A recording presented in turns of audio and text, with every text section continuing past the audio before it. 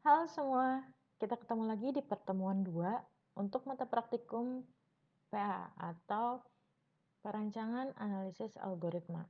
Nah, di pertemuan ini kita akan ngebahas tentang divide and conquer. Langsung aja. Dimulai dari pengertiannya, di dalam ilmu komputer, algoritma divide and conquer merupakan algoritma yang sangat populer.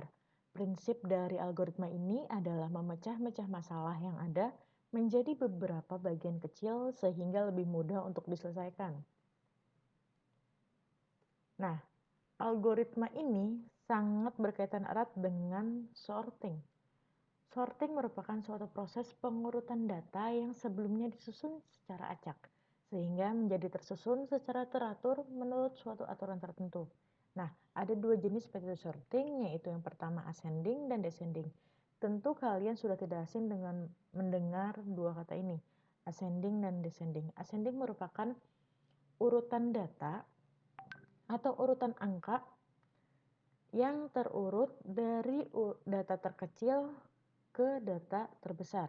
Sedangkan descending merupakan kebalikan dari ascending, yaitu data yang terurut dari data terbesar ke data yang terkecil. Jadi ketika kita melakukan sorting, kita harus tahu metode apa yang mau kita gunakan. Apakah kita akan mengurutkan data dari yang terkecil ke terbesar atau kita akan mengurutkan data dari terbesar ke data yang terkecil. Nah, di sini banyak banget metode sorting atau cara sorting, ada bubble sort, insertion sort, ada merge sort, ada quick sort. Nah, untuk sorting yang lain kalian bisa cari nanti pelajari sendiri di internet atau dimanapun kalian pelajari sendiri. Saya di sini akan ngebahas dua sorting, ada merge sort dan quick sort. Kenapa saya membahas dua ini? Karena kedua teknik sorting ini menggunakan divide and conquer gitu. Nah, di sini ada langkah-langkahnya secara teori, nanti kalian bisa baca sendiri. Ini bentuk umum dari merge sort. Nanti saya akan jelaskan kenapa bentuk umumnya bisa seperti ini. Lanjut, ini contoh diagramnya. Ini ada langkah quicksort secara teori. Nanti saya akan praktekin langsung aja. Oke, kita mulai untuk praktekin langsung. Nah, di sini kita hapus dulu. Oke, di sini saya punya contoh deret acak dari angka yang akan kita sorting. Di sini kita akan menentukan metode sorting yang kita gunakan, yaitu ascending. Kita akan mengurutkan angka acak ini berdasarkan angka terkecil ke angka terbesar dengan dua teknik sorting. Ada merge sort dan quick sort. Merge sort yang akan kita lakukan pertama. Merge sort itu langkahnya kalian membagi suatu deret menjadi dua bagian. Tiap deret dibagi dua sampai deretnya menjadi satu elemen, lalu dibandingkan. Nah, gampangnya kita langsung praktikkan aja. Di sini ada satu deret yang sudah saya beri warna. Saya akan membagi deret ini menjadi dua, warna kuning dan hijau. Di warna kuning ada 6, 5, 3, 1. Di warna hijau ada 8, 7, 2, 4. Oke, langsung aja. Kita bagi 2. 8, 7, 4, 2, 4, sorry. Nah, lanjut. Tadi saya bilang setiap deret dibagi menjadi 2 sampai elemen terkecil. Baru disusun. Nah, di sini ada 6, 5, 3, 1. Saya bagi 2 lagi. 6 dan 5.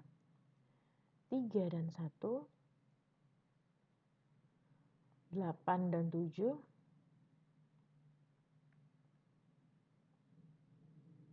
2 dan 4. Oke. Nah, di sini kita udah punya elemen-elemen kecil yang bisa dibandingkan. Ada deret yang pertama 6 dan 5 yang langsung bisa kita bandingkan. 3 dan 1, 8 dan 7, 2 dan 6. 2 dan 4. Nah, kita lihat bentuk umumnya lagi. Nah, di sini sudah sesuai ya. Kita bisa lihat. Kita copy aja deh.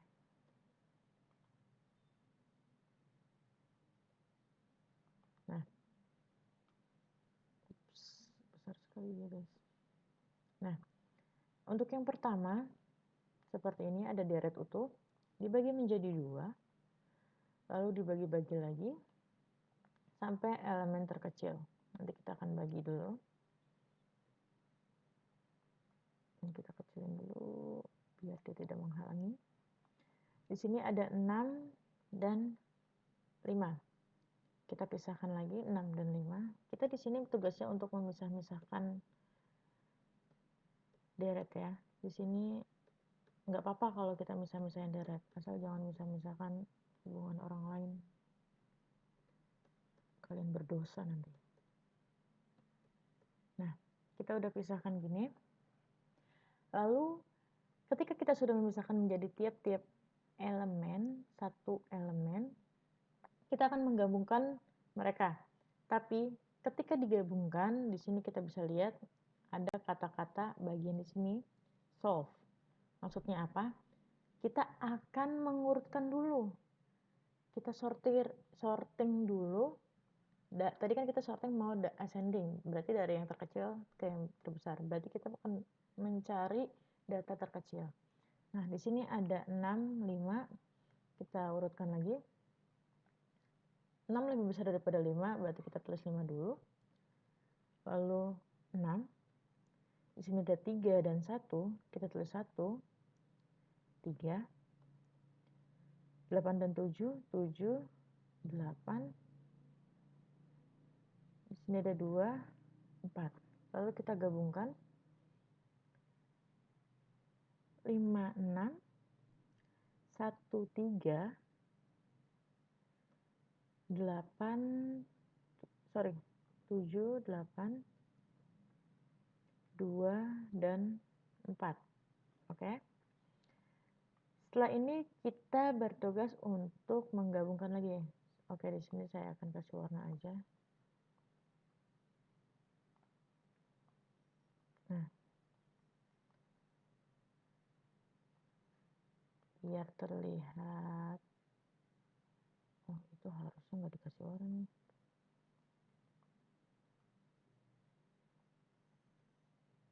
Nah, gini ya. Oke.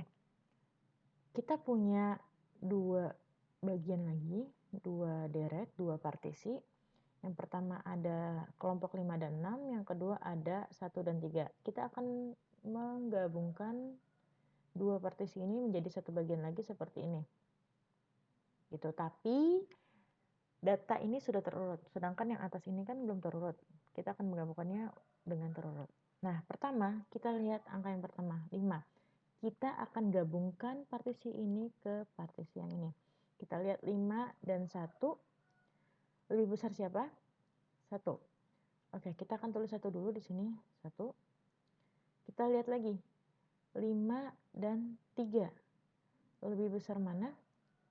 5. Berarti kita yang tulis 3. Kenapa kita tulis 3? Karena kita menggunakan metode sorting ascending. Di sini 3. Kalau misalnya di sini, seandainya di sini ada 8. Kita lihat 5 dan 8 lebih besar mana? 8. Berarti kita tulisnya 5. Gitu. 5. Nah, kita move ke sini. Gitu ya. Nah, lanjut. Kita sudah menghabiskan data di partisi yang ini. Lanjut kita melihat partisi yang ini. Karena partisi ini tidak ada yang pembandingnya lagi di sebelah kanan. Kita lihat 5 dan 6 sudah terurut tadi ya. Jadi kita langsung input aja 5 dan 6. Lanjut ke sebelah sini. Kita lihat data di partisi pertama. Itu ada 7 dan 8. Di partisi kedua ada 2 dan 4. 7 Jika kita bandingkan dengan 2, lebih besar mana? 7. Jadi kita ketik di sini 2.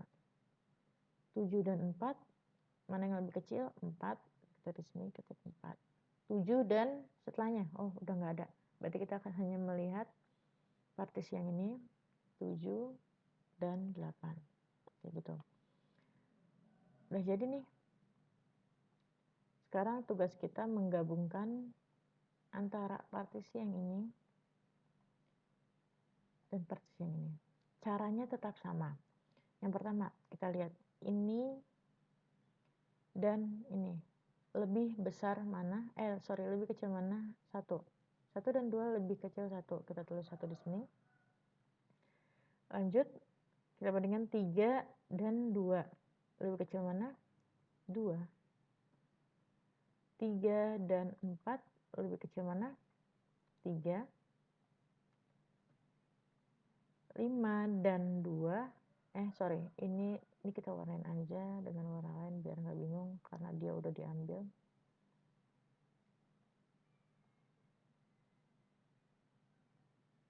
Nah, yang udah kita tulis kita warnain beda. Sekarang 5 dan 4 lebih kecil mana? 4. Kita ganti warnanya. Mana tadi warnanya? Lanjut, 5 dan 7 lebih kecil mana? 5. Kita ganti warnanya. Lalu 6 dan 7 lebih kecil mana? 6. Lanjut, hanya tersisa di partisi ini, kita langsung tulis aja karena dia udah pasti terurut. Karena ketika menggabungkan, diurutkan terlebih dahulu. Langsung kita urutkan. Oke. Gini, selesai untuk merge sort. Sampai sini paham ya? Lanjut, kita akan menggunakan teknik quick sort. Nah, tadi kan saya di sini bilang pengertiannya,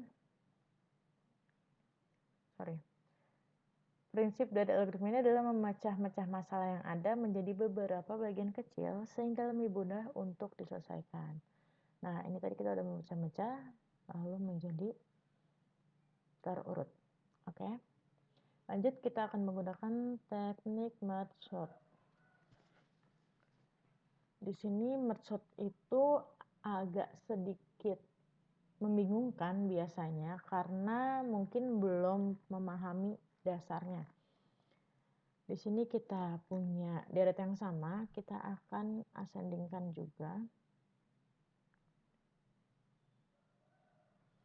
Nah, perlu kalian ketahui merge sort ini langkah pertamanya bukan memecah. Justru dia menentukan key atau elemen kunci dari suatu deret. Biasa disebut di sini pivot. Jadi kalian menentukan angka pivotnya. Kak, gimana cara nentuin pivotnya? Terserah. Nggak ada aturan apapun. Kalian bisa milih yang ini.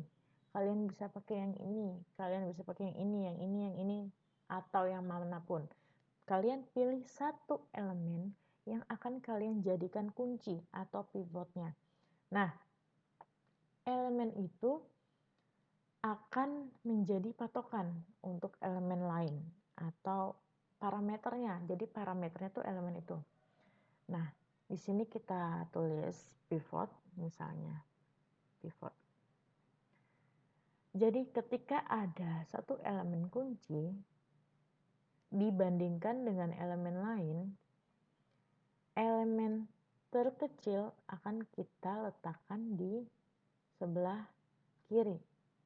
Elemen terbesar akan kita letakkan di sebelah kanan. Nah, jadi ini kita akan gunakan untuk elemen kecilnya. Elemen yang kurang dari nilai pivot. Nah, nilainya kurang dari pivot. Nilai elemen lain kurang dari pivot. Untuk yang sini, kita akan letakkan ketika elemen lebih dari tanda tanya dong. Lebih dari pivot. Gitu. Kenapa sebelah kiri kurang dari, sebelah kanan lebih dari? Karena kita akan menggunakan metode ascending sorting.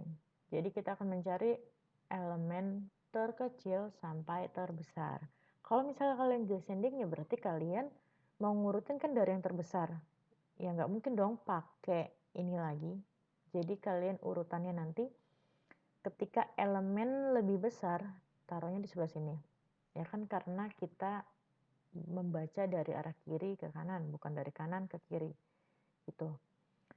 Jadi kalian sorting ketika descending, pivot yang ada di sebelah kiri pivot adalah elemen yang lebih dari pivot. Yang sebelah kanan adalah elemen yang nilainya kurang dari nilai pivot, kayak gitu. Nah, lanjut, kita akan menentukan siapa yang akan menjadi key atau kuncinya. Di sini saya punya beberapa, saya akan memilih angka 3. Di sini kita beri warna pada 3. Dia akan menjadi pivot hari ini. Elemen kunci. Kita lihat di sini kita tulis 3 ya. 3 sebagai elemen kunci. Lalu kita lihat, kita akan meletakkan nilai yang paling kecil di sebelah kiri dan paling besar di sebelah kanan. Sorry, bukan paling besar, tapi lebih besar dari si nilai pivot. Kayak gitu. Lanjut, kita akan lihat elemen yang pertama ini. Elemen pertama sudah ada di sebelah kiri. Kita lihat elemen di sebelah kanan dari angka ini. Ada angka 1. Apakah elemen ini lebih besar daripada, kita bandingkan elemen ini dan elemen ini. Mana yang lebih kecil daripada si pivot? Tentu aja 1. Nah, di sini kita akan swap. Kita letakkan 1 di sebelah kiri. Lalu 6 di sebelah kanan.